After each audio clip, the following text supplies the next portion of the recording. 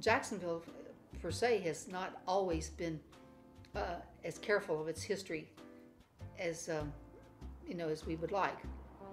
You're looking at what remains of Jacksonville's early 1900s filmmaking era.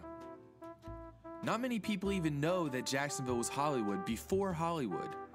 Now filmmakers and studios have since packed up their things and headed west, but there's one studio that remains. The remarkable thing about this is it's over a century old.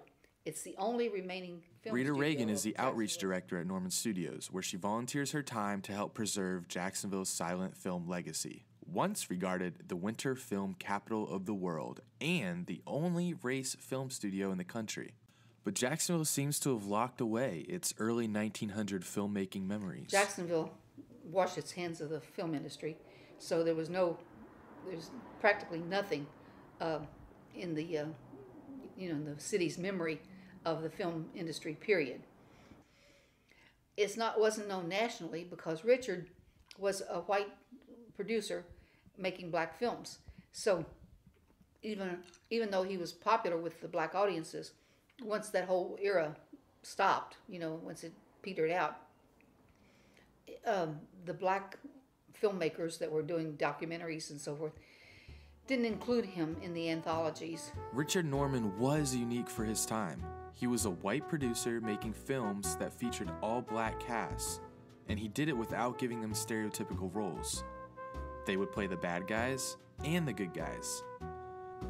Of the 8 films that Richard Norman produced, only one has survived. The Flying Ace, the only surviving film, and that's thankful because of the family, Richard Norman's family, had a couple of copies. They still have one, and they gave one copy to the Library of Congress, who restored it and made it available to us on a DVD so that we can use it.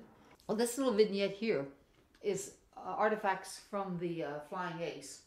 The desk that the paymaster or the station master sits at, this is on the plaque that's outside. This is part of the plane. When discussing The Flying Ace and the popularity of Richard Norman's other race films, I couldn't help but take the conversation to 2018's blockbuster movie Black Panther and its popularity. I wondered what Richard Norman would have thought of its success. I think Richard Norman would be ecstatic. He would be happy to see that a race film was being made in this era.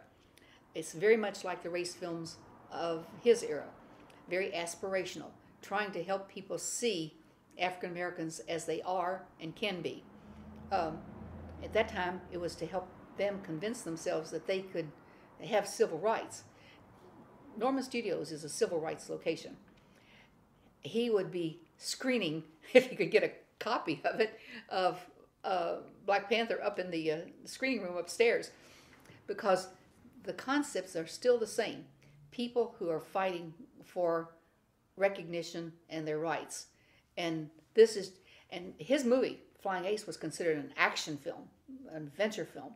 Well, Black Panther will, scare you right out of your seats. It's so exciting. And it's doing the same thing with black audiences around the world. To create a whole new attitude about themselves and with other people. Norman Studios is an endangered species that needs funding and donations to stay alive, and there's so much more to learn about this hidden gem on Arlington Road. So unlock the secrets of the Norman Studios for yourself. To become a member or for a tour of the facility, contact Rita by email or visit their website at www.normanstudios.org. Andrew Willis with First Coast News, on your side.